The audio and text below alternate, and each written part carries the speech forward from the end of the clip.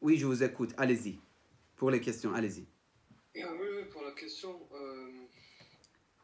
j'avais assisté une fois à un cours de Cheikh Yahya où il parlait que le prophète Mohammed il avait été envoyé pour le Tanzil et l'imam Ali après pour le Ta'wil. Et comment on peut comprendre ça dans le sens pour justifier que l'imam est indispensable en fait. Justement, C'est-à-dire c'est... que le prophète il a reçu donc le Tanzil, mais il était au courant il savait le ta'wil du Coran en fait, mais sauf que c'était pas sa mission, c'est ça? Oui, c'était pas la mission, mais également, l'imam Ali, il ne faut pas le voir tout seul. L'imam Ali, avec les imams, c'est l'ensemble des imams, en fait. L'imam Ali, c'est Abul A'imma, le père des imams. Mais les imams après lui, c'est exactement le même rôle qu'ils vont... en fait, c'est pour ça comme tu as dit, c'est très important le point que tu as fait remarquer, parce que ce n'est pas un hadith qui confirme ce point. Nous avons d'innombrables hadiths qui montrent que, et même des versets coraniques, il y a des gens qui disent que c'est après. Donc l'herméneutique du Coran n'est connue que par Dieu. Dans ce cas-là, à quoi ça sert le Coran s'il n'est connu que par Dieu? Au contraire, le Coran, c'est pour le peuple. Mais à travers qui? À travers les imams. Donc vous avez tout à fait raison. At-Tanzil, vous savez, lorsqu'on fait des analyses de l'époque de notre noble prophète, c'était vraiment une époque, même s'il y a des gens qui veulent un petit peu embellir l'époque pré-islamique, ce n'est pas possible d'embellir. Subhanallah, jusqu'à aujourd'hui, vous partez dans la région justement de l'arrivée de l'islam, vous êtes choqués de leur culture, de leurs paroles, de leur manière de penser, etc. Ils étaient vraiment éloignés de toutes sortes de moralité et pensées spirituelles, etc. Donc le prophète, il vient que pour Tanzil, qui est, si vous voulez, première étape. Après, et pendant quelques années, les 23 ans, qu'est-ce qu'on attend de notre noble prophète de plus? Et vers la fin, on voit très bien que les choses ne sont pas parfaites non plus. Il y a énormément de complications. Il y a énormément de problèmes. C'est pour ça, Rasulullah sallallahu wa sallam alayhi, tout à fait, il vient, il a cette mission pendant ces années, et il est le plus savant et le plus parfait homme créé par Dieu. Mais son âme, c'est-à-dire l'imam Ali, son âme, il a cette responsabilité de continuer, mais de prendre. C'est pour ça, carrément, il y a la phrase de Imam Ali qui le dit. Il dit, le prophète m'a dit que moi, j'ai combattu les ennemis de Dieu pour Tanzil, et toi, tu vas avoir la responsabilité de les combattre pour Ta'wil. Parce que finalement, le Coran est là, mais la compréhension est autre. Que ce soit les Kharijites, que ce soit les gens de Sham, c'est-à-dire aux batailles de Siffin, ou la bataille de Jamal, la même chose. Les gens de la Mecque, majoritairement mécois, qui se sont mis contre Imam Ali alayhi salam. Vraiment c'était beaucoup plus douloureux, si vous voulez, cette époque, que l'époque de notre noble prophète. Oui, le prophète, il connaissait at-ta'wil, absolument, et d'ailleurs, Imam Ali alayhi salam, il dit « Allamani Rasulullah al-fabab » et Rasulullah m'a enseigné 1000 portes de connaissances et de savoir, et de chaque porte, ça s'ouvre 1000 portes. Donc, tout ça, c'est de Rasulullah. Et nous, dans le chiisme, on pense que Ali est l'âme du prophète. Mais justement, l'époque, et puis c'est pas que l'imam Ali salamullah alayhi, le prince des croyants, après l'imam, imam al-Hassan, imam al-Hussein, et surtout à l'époque de imam al-Sadiq, imam al-Kadhim, et même également une période de l'époque de imam al-Rida, etc., etc.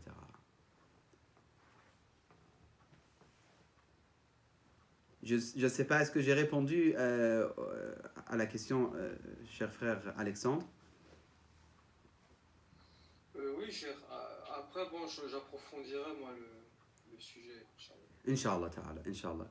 Qu'Allah vous protège. Désolé pour le temps, des fois je passe vite. Et des fois même, c'est limite de connaissance aussi, parce que je suis très très limité par rapport à la connaissance. Sajjad, tu as une question? Oui, chef. Concernant, il y a un verset dans le Coran où Allah, dedans, je n'ai pas le verset exactement en tête, mais il dit « Je vous informerai sur quoi vous divergez ». Je sais plus, j'ai pas noté le verset, je l'ai lu il n'y a pas longtemps, mais j'ai pas noté.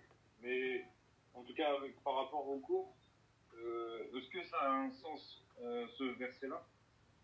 Genre, par rapport à l'ensemble des il faut que je vois le verset, mais de toute façon, il y a des versets qui mentionnent et qui déclarent que après le décès de notre noble prophète, après le martyre de notre noble prophète par rapport à certaines versions, donc il y aura des divergences.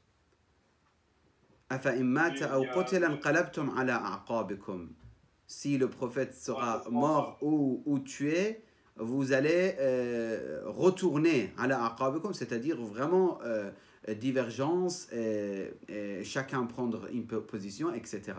Donc ça, c'est mentionné dans le Coran et également dans les hadiths, dans le col de Ahl al-Bayt et dans le sunnisme également. Ça existe des hadiths qui expliquent qu'après le martyre de notre noble prophète, il y a absolument des divergences qui vont exister.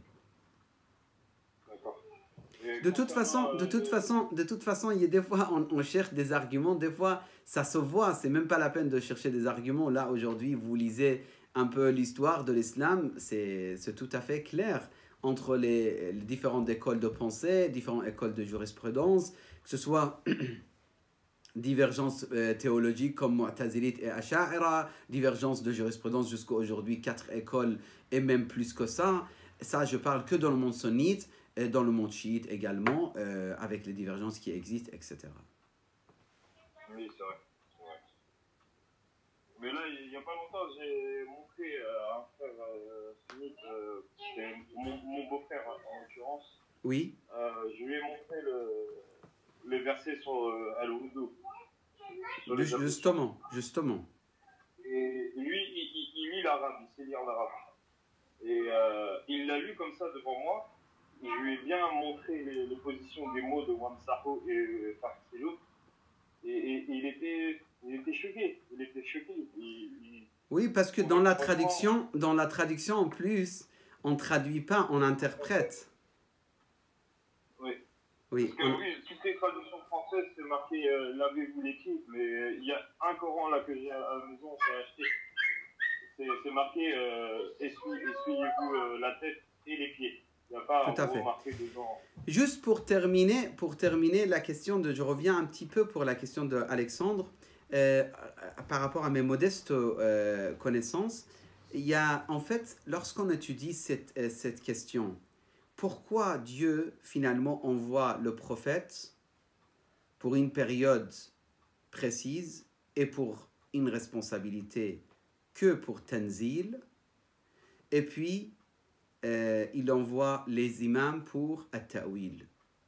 Il y a bien sûr beaucoup de choses à dire, mais il y a plusieurs points très essentiels qu'on peut juste noter et réfléchir dessus. Premier point, si vous voulez avoir une réflexion ou recherche dessus, premier point, nous on croit au fait que les choses doivent se passer en étapes. Si les gens ne croient pas encore à l'existence de Dieu, ou ils croient à l'existence de Dieu, mais leur vision de croire à Dieu est totalement erronée ou totalement falsifiée, vous n'allez pas leur expliquer 7e niveau ou 10e niveau de la religion. Vous expliquez 1er niveau de la religion. Donc c'est ça, en fait, si vous voulez, le système qui existe logiquement depuis l'histoire de la connaissance et de l'apprentissage, qu'on commence avec niveau A et petit à petit on monte. Ça c'est le premier point. Et il y a beaucoup de choses à dire par rapport à ça. Parce que vraiment il y a la vision superficielle de la religion et il y a le fond de la religion. Et il y a les perfections. Pour celui qui s'intéresse, il peut même regarder dans le chiisme. Quelqu'un, il avait dit à l'imam, ces gens-là, je ne les considère pas vraiment les vrais chiites. L'imam lui dit, pourquoi? Il dit, parce qu'ils n'ont pas notre compréhension de la walaya. L'imam, il dit, et toi, tu as ma compréhension de la walaya? Il dit, non. Il dit, pourquoi je ne t'ai pas rejeté alors? Si l'imam n'a pas rejeté ses disciples, pourquoi les disciples, ils vont rejeter les autres?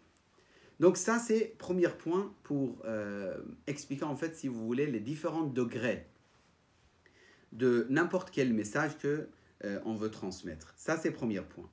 Deuxième point, c'est également la société et, comment dire, al-juhuziyya, c'est-à-dire, est-ce qu'elle est prête, la société, de recevoir ou non? Ça aussi, c'est une autre question. Des fois, la communauté, la société, les peuples, ils ne sont pas prêts encore à comprendre tel degré de connaissance. Par contre, les A, B, C, d'accord, ça passe. Mais si tu avances encore plus, ils n'arrivent plus. Ça prend du temps. Ça demande de l'expérience. Ça demande des épreuves. Ils doivent passer par des états et par des positions et par des épreuves, etc. C'est-à-dire, ce n'est pas que la question de logiquement, il faut donner en degré petit à petit. Non, même, en fait, la communauté se développe. Ce que tu dis aujourd'hui en France, et qui est compris par la majorité des peuples, il y a 30 ans, ce n'était pas le cas. 30 ans. Je ne parle même pas 1000 ans. Il y a 30 ans. Des choses que tu dis aujourd'hui sont très claires. Si tu analyses les politiciens aujourd'hui, ton analyse n'est pas comparable avec l'analyse d'il y a 30 ans. Si tu analyses la moralité de la société, si tu as des avis, etc., etc. Ça aussi, c'est deuxième point. Troisième point, aussi sur laquelle on peut réfléchir toujours par rapport à la question d'Alexandre, c'est en fait les degrés de sagesse qui a été accordé à certains gens, de même époque. En même époque que notre noble prophète, même époque, il y a le Miqdad, il y a Ammar, il y a Abu Dhar et il y a Salman. Ils n'ont absolument pas le même niveau. Et pour eux tous, il y a des choses à dire et il y a des choses à comprendre. Donc, les niveaux, en même époque, je ne parle même pas maintenant de différentes époques. Et ça mérite aussi d'être réfléchi et analysé. À la colonne, il y a d'autres points, comme je vous ai promis, je ne vais pas être plus long, on s'arrête là avec les questions-réponses. Wa sallallahu ala sayyidina Muhammadin wa alihi at-tahirin.